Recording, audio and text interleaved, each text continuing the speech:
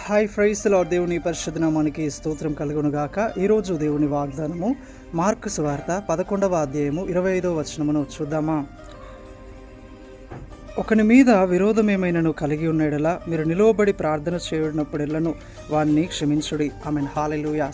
సహోదరుడా, ఈ వాక్యం ఏమని సెలవిస్తుందంటే, మనకు ఎవరి మీద అయినా విరోధం ఉన్నట్లయితే, ఎవరైనా మన ఎదుట తప్పిదము చేసినట్లయితే, అపరాధము చేసినట్లయితే, మిమ్మల్ని నొప్పించే కార్యములు, మిమ్మల్ని గాయపరిచే కార్యములు, ఒకవేళ మీకు ద్రోహము చేసినట్లయితే, దేవుని వాక్యం సెలవిస్తుంది ఏంటంటే, మీరు ప్రార్థించినప్పుడెల్లా వారిని జ్ఞాపకం చేసుకోండి. వారి మీ ఎదుట చేసిన ఒక అపరాధములను, పాపములను, మీకు విరోధముగా మిమ్మల్ని హాని చేసే కార్యములను వారు చేసినట్లయితే వారి ఎడల దయ కలిగి వారిని క్షమించండి.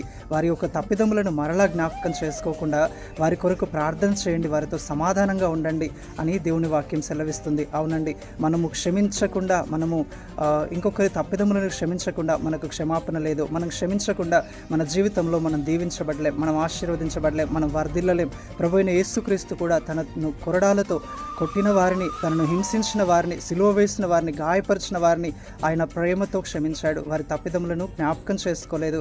కాబట్టి ఆయన నామము అన్ని నామముల కన్నా పైనామముగా, ఉన్నతమైన నామముగా ఎంచబడింది. ఈరోజు నీ జీవితంలో కూడా నువ్వు గొప్పగా హెచ్చించబడాలంటే, ఉన్నతమైన స్థానాలకు నువ్వు వెళ్ళాలనంటే, ఇతరులను క్షమించే మనస్సు నీకు ఉండాలి. ప్రభు అట్టి కృప మనందరికీ దయచేయునుగాక. ఆమేన్. Praise the Lord. May God bless you all.